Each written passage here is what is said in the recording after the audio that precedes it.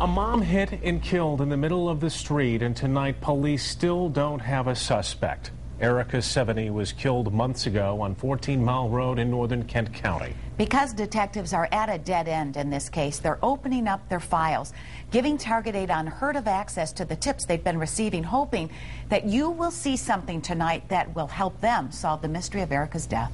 Here's 24-Hour News 8's Joe LaFurgey.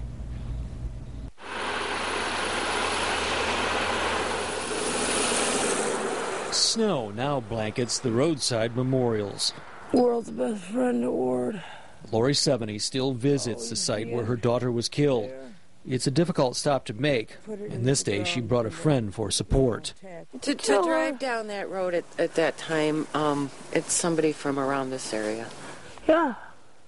Like I say, they could have went from that bar to that bar. It was the night before Easter. Erica Sevigny worked a shift at the nearby Crazy Horse Saloon. She wasn't feeling well, so she left work early. On the way home, she swerved to miss a deer on the road, crashing into a tree. Sevigny dialed 911.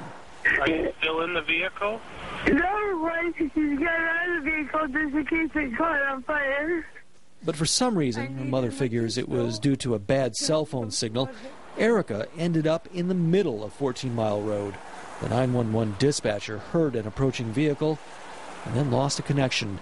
Someone had hit and killed the 23-year-old mother of two and then just took off. They don't care. Now I got two babies and no mom. I check everywhere, you know. Lori thinks about that night every time she's on the road. The vehicle that killed her daughter is still out there, so she searches. I see a lot of, red pickups and vans, and I even look to see if something looks like it's been repainted.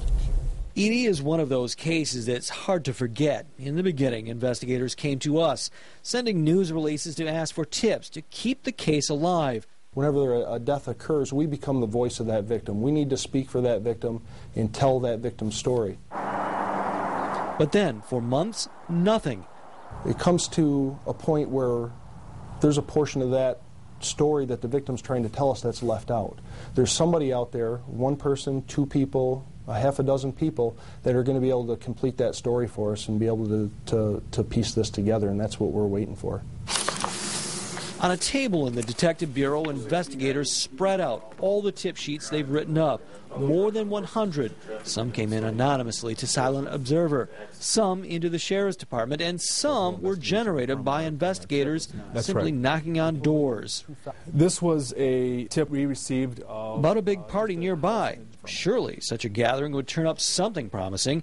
So they checked every single person there and every vehicle they own. They cleared them all. This one was a lot of man-hours along with a few other of these. They checked dozens of businesses, body shops, auto parts store, car washes, gas stations with surveillance cameras that may have captured a suspicious-looking vehicle. There was one tip called in that's still on detectives' radar. A tipster heard a crash, presumably Erica hitting the deer, then another crash, and then voices. Perhaps there were two people in that vehicle. They had a discussion of do we stay, do we go, what did we hit, what didn't we hit. They're still hoping someone comes forward who can tie those phantom sounds to a person or persons. They also provided us with never-before-seen photos from that night. The tree Erica hit, her crumpled pickup truck. Deputies searched the scene over and over. But it was a piece of tape that found the most promising physical evidence. Tape will pick up all fibers, hairs, or any type of material that may be of importance that we can't see.